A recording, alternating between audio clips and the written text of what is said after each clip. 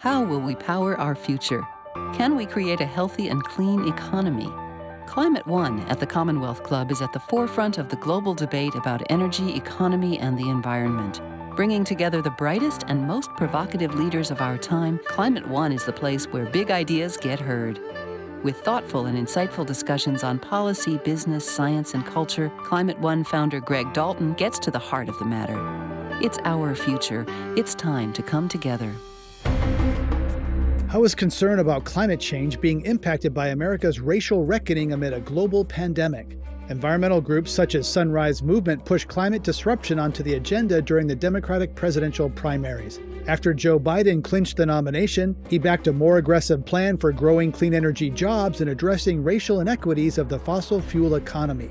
Supporters say his $2 trillion plan is a step toward bringing the country's climate ambitions in line with climate science. We'll explore the state of our climate with Annie Leonard, Executive Director of Greenpeace, Gina McCarthy, President and CEO of the NRDC Action Fund, and Tamara Toles O'Laughlin, North America Director of 350.org.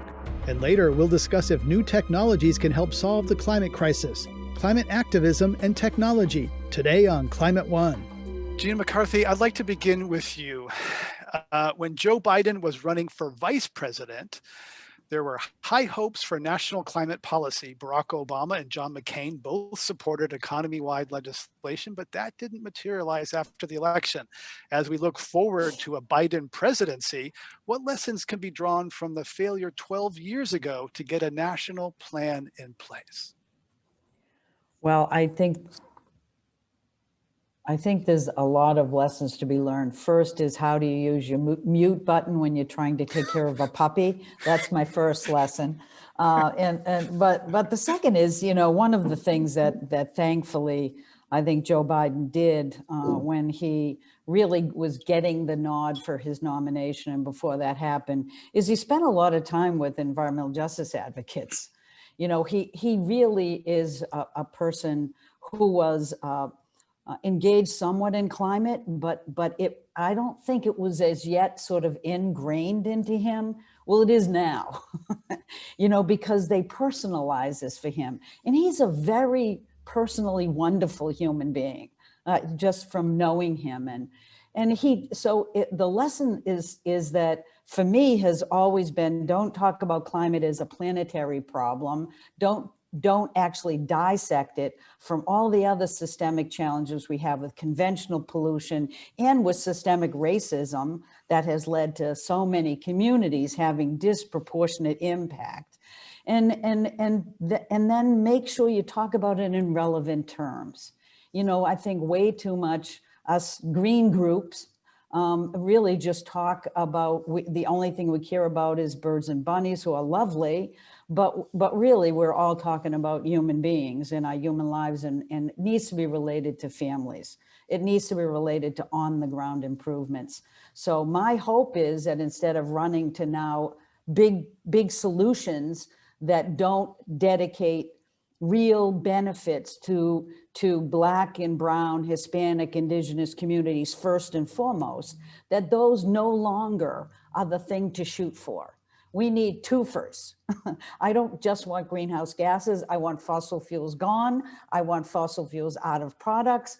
I don't want to help fossil fuel industry to extend their life. I want them to recognize that this is bringing down communities, most importantly, environmental justice communities. And the best thing about Biden's plan is he centers justice and equity, and he indicates and commits to 40% of the investments that we need to make to boost us out of our economic doldrums are actually going to be invested in environmental justice communities.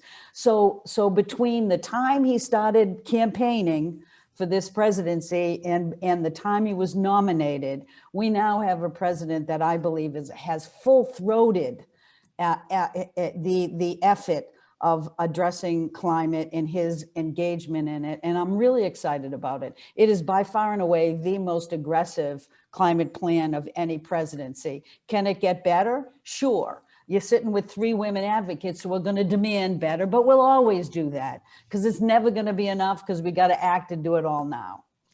Tamara Toles O'Laughlin, you say that when Joe Biden is fighting for real people, he's gutsy. How do you rate the Biden-Harris plan for climate action? I'd say it is the most ambitious plan to date. That actually says much more about the canon of presidents than it does about this particular moment that we're in, to be fair. But I do think there has been a real responsiveness to what our demands are. I'm here on behalf of young people, on behalf of people who wouldn't consider themselves young in any space, on behalf of that multiracial, multi-generational organizing that really pushed us to this moment, recognizing that the establishment is not going to get where it's going if business as usual is what's on the menu. So it really does feel like we're in a conversation about climate ambition because it was job one for all of us who care about this work to make sure that it was as important as any other issue and really the umbrella that it is, because you can't talk about education or voting rights or any of the other things on a planet that does not exist. And as I have said it before, and I will say it again, until I see a room full of bears sitting around trying to talk about how to save us from climate change, people and planet is where the work is happening. Annie Leonard, presidents typically have priorities and lots of people pulling them. How will climate rank in the context of a global pandemic, record unemployment? It's one thing to have a plan. It's another thing to get it through Congress once in power. And we saw last time that, healthcare went before climate. Will that happen again? Absolutely not. For a couple of reasons. One is we are not going to let it. I mean, the movement is so strong, so united. The context is different than the last time Joe Biden was anywhere near the White House, is that the science has changed. Climate crisis is here and now. I mean, it is so clear that it cannot be postponed. At this point, with the time frame we're operating in, there's no material difference between a climate denier and a climate delayer. They have to hit the ground running on day one. But the great thing is that we don't have the luxury to solve one problem at a time, but we don't need to, because the great thing is how much the solutions are interconnected. We can do things like massive investment in clean energy infrastructure that addresses environmental justice, disproportionate harm. It addresses the economic doldrums Gina referred to. Like, the same things can solve all of these problems at once if we have a comprehensive approach, if we stay united, which I have total confidence we're going to do. Tamara, climate used to be about future generations. In recent weeks, we've seen climate crises on both coasts, wildfires of biblical proportions, and 5 hurricanes spinning at the same time in the Atlantic. How is the political calculus changing, especially for young Americans? I would say that we're in the middle of a 4-generation time period. There are 4 generations of people in the workplace. There are 4 generations of advocates, folks who started out at Woodstock with half an idea, ended up with a job. And I speak on behalf of 350 and just say that, we're middle-aged at 10 years old, because some groups started exactly 2 minutes ago and others have been around for over 100 years. And we're in a moment where we're all pushing for the same thing at once. Energy needs wisdom and vice versa. And so we are in a time when the youth agenda is no different than the Black agenda, than the Indigenous agenda, because at the end of the day, we need to be in a space where we can move the needle for change, because there is no separation of success here. We're in a time test, as Bill McKibben likes to call it. And I assure you that at the end, when the buzzer is up, we'll all be in the same boat. So we might as well be running in the same direction. So for youth who are raising it, they are supported by middle-aged people who've been asking for it, and by the elderly who are, in my opinion, are frankly willing to sacrifice everything. I've seen more seasoned people running out in the street to get arrested and putting their bodies on the line than I have in the last 15 years. If you find me a room full of seniors, I probably got the most reckless bunch you've ever seen. So just want to flag that this is a multi-age effort that really does take up the leadership of youth and follow where they are pushing. They want a planet that they can live on. They're very clear on what that looks like. They are not settling for the decisions that have been made for them about agreements they did not sign up for and debt they don't want to take up.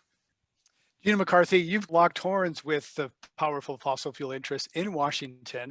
Exxon was recently removed from the Dow, which is quite a symbolic measure in terms of its prominence as in the American economy. But the fossil fuel industry still has virtually endless amounts of money to defend their profit streams. Even if Joe Biden gets in there, there's still coal state Democrats, still lots of concentrated power defending those interests. How does that play out? These fossil fuel companies are just literally shameless, to be honest with you. So they'll never go away. I think one of the biggest challenges we have to face, and it was a challenge that was pretty much front and center in the Green New Deal and ends up being a significant sort of push point in the Biden plan, is that these Democrats are worried about the economy in their states. We have to acknowledge that we're worried about the economy in their states. I'm worried about jobs. That's why if it's a systemic issue, you worry about the economy and jobs. It's not like we want to shut down all of the coal mining and just leave people to their own devices. We're talking about a just transition. So will that make them happy? Maybe not, but they have to get over the fact that the world is changing. It's just how. And if you don't want a world that is going to change and shut everything down, then we have to talk about transitioning the world we have to a new system. This plastics issue drives me crazy because the fossil fuel industry is sitting under the radar screen as if the problem with plastics wasn't theirs. The reason plastics don't go away is they're fossil fuels in another form. And the industry, as soon as they realized they might be phasing out of some part of the power sector, they started building huge plastics factories. Where? In Cancer Alley. Because these people need jobs. Nobody needs a new plastics factory. Everybody needs a job, right? And so it's just the shamelessness of this. But the other issue that I want to hit is this, we are overtaken now by people who just talk about individual freedoms. It's this whole mask thing, right? As if they're exerting their own personal freedom. The United States was built certainly our regulatory structure was built on the fact that every human being has a right to air, clean water, clean land, a safe place to live, a house over their heads, good food to be able to eat. That's individual freedom. Individual freedom isn't about masquerading by getting rid of regulations that are solely in place because you stop other people from having those fundamental rights. And so you have to be regulated. See, so this is my life here. I don't regulate to add burden. I regulate to allow people to have their lives. Because otherwise, how is a single individual or community going to stand up to a coal producer or company in their midst if it wasn't the government stepping in and doing its job to protect people? So this whole sort of bastardization of the idea of individual freedom is really behind so much of the challenges we have today. Technology has helped the world survive, thrive, and stay connected through the COVID-19 lockdown. As countries look toward reopening in a post-pandemic world, does tech hold the same promise in the fight to solve climate change? From mapping weather patterns with pinpoint accuracy using artificial intelligence to engineering algae that gobbles up carbon dioxide, climate tech is ripe with breakthroughs. Is the tech sector poised for climate success or suffering a pandemic setback? How will startups finance their new ventures during a global recession? My next guests are Saul Griffith, founder and chief scientist at Other Lab, Valerie Shen, chief operating officer at the venture capital firm G2VP, and Michael Wilshire, head of strategy at Bloomberg NEF in London. So for 50 years, the story of climate has been increasing efficiency and consuming less. How effective has that narrative been, do you think? It has not been a narrative that politically works terribly well, and hasn't really changed our behaviors enormously. We still, in fact, average American homes have grown in size, vehicles have grown in size. So although the technology did make them more efficient, a lot of those efficiency wins we lost in growing bigger. That narrative was born of the oil crisis. So that's when we first started the Department of Energy and the Energy Information Administration. And that original oil crisis problem was a supply problem. We were importing too much oil from the Middle East. That was about 10% of the American energy supply at that point. And so it was conceivably solvable with efficiency. If you got 10% more efficient cars and 10% more efficient homes, you would largely solve that problem. And that became the sort of the clean tech narrative. And we're still living that one down now in climate change, but the climate change problem is different. We need to transform the entire energy system to be zero carbon, and you can't efficiency your way to zero unless we give up a lot of the luxuries that people think are a human right, basically, at this point. The only way to hit a target under 2 degrees, which I firmly believe is what we should do, is to, as quickly as possible, ramp up our production of the solution technologies such that we can then deploy them at what's called a 100% adoption rate, meaning, last year in California, I think it was about 10% of vehicles sold were electric, and it's about 2% nationally. We need to make that number 100% as soon as possible. And it needs to be not just true for electric vehicles, it needs to be true for the heating systems in our homes. It needs to be true for our new power plants. So all new power plants need to be solar, wind, nuclear, geothermal, or something that doesn't emit carbon. And we need that to happen immediately. In some respects, it's not about politically possible, it's about what's technically necessary. But the good headline, and hopefully we get to talk about that today, is I think for the first time ever in human history, I think we can now tell you a story that the technology is there, and more so than the technology, it's now down to the politics and the financing that could actually make a future come true, where we get to live our lives, have cheaper energy, and do it with zero carbon. And we could do it on the timeline required to be 2 degrees. Clean tech was all the rage about a decade ago, but after a while, investors realized that engineering heavy machinery or innovative chemicals took a long time, that a return on their investment could take years longer than the latest hit software or app. And then there are the failures. Climate One's Andrew Stelzer spoke to Paul Geip, the editor of windworks.org, about a failed wind company that offers a cautionary tale. In 2010, Urban Green Energy blasted out press releases about its new small wind turbines for homes and businesses. The New York City-based company had offices in London and Beijing. Paul Geip had already written 4 books about wind energy, and what he saw immediately made him a skeptic. Urban Green Energy burst on the scene with this concept of putting vertical axis wind turbines on rooftops. They made a lot of outlandish claims, as these companies do. For example, that the wind turbines will be silent, the wind turbines won't kill birds, that they'll have high production in low winds. Wind turbines don't produce a lot of electricity in low winds. That's just the physics of how wind turbines work. And they put these wind turbines in very highly visible locations, not just 1, 2, inside the Eiffel Tower. Urban Green Energy got a lot of press. At this time, Geip says solar was still expensive, so lots of people were excited about the possibility of personal wind power everywhere, even on their homes. But there was a problem with the science. Rooftop wind energy using small wind turbines doesn't work because there's not a lot of wind on top of buildings in the city. It might seem that because a building is tall that it's in the wind, but no. You need a tower that's probably half the height of the building to get the wind turbine up above the turbulence caused by the building. So you still have to have a tower.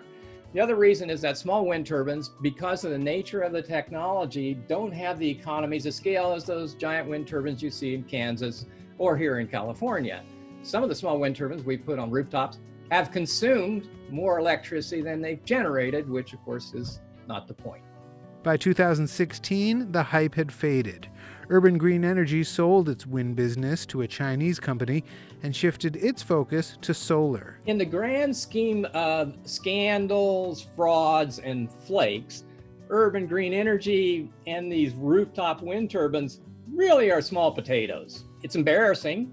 It detracts from the growth of wind energy. It detracts from the usefulness that we see in renewable energy. It feeds the criticism by those on the far right and in the fossil fuel and nuclear industry say, see, wind energy doesn't work.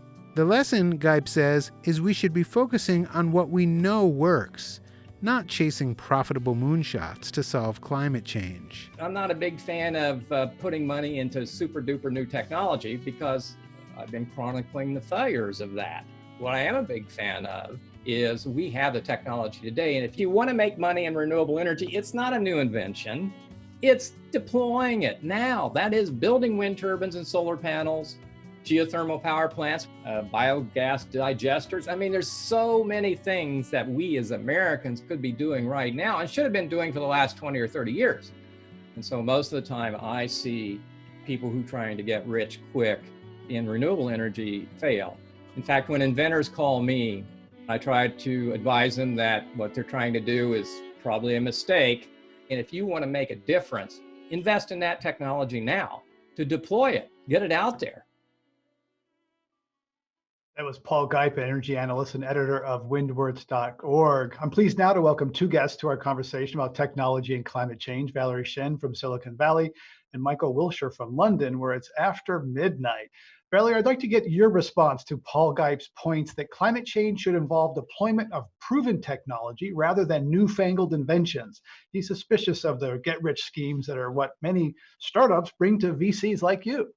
Thanks for including me in this conversation. So I think it's a really interesting point, and in some ways aligns a lot with how we work at G2VP, which is that we think there are a lot of great companies that exist in the world that are deploying technologies that already work in ways that are sustainable, profitable, make our lives better, and somehow contribute to solving the climate change crisis.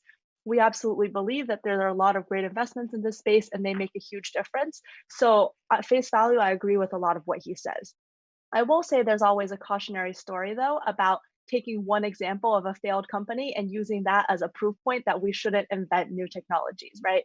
Because it's not very clear to me that with the technologies that we have today, we can move into a world where 9-10 billion people are living middle or upper middle class lives and we're still keeping emissions at a level that are sustainable.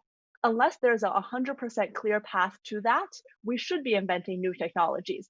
My team doesn't feel that we necessarily have the expertise to be investing in those new technologies, so we're not investing in some of these risks, but I don't think that that necessarily means no one should be doing it. Michael, what are you seeing as some of the most promising technology areas? What are some areas that we haven't talked about where we could see some real exciting technological breakthroughs that could help solve the climate crisis? Yeah, one we haven't talked about actually is digital, which has transformed many other industries, and we're certainly seeing it have a big impact on the energy system.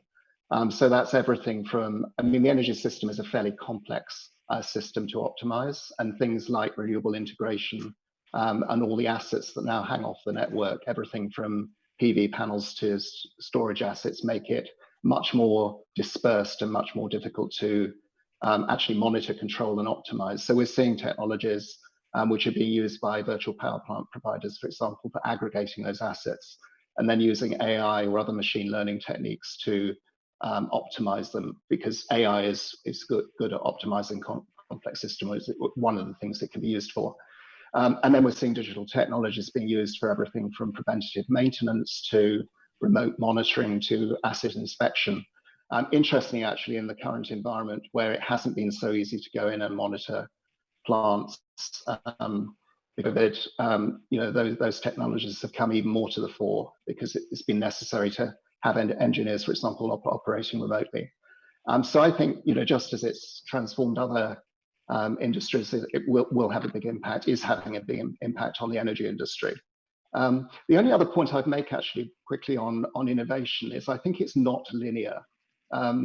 There's something about innovation that the cycle of innovation is speeding up, and you're getting one sort of innovation feeding into another. So if you take, for example, what's happened in the semiconductor industry, the advances that were made in semiconductors allowed you to design new semiconductors even better because you have more processing power to do that and more tools to do it with. So you've got a sort of accelerating cycle of innovation there.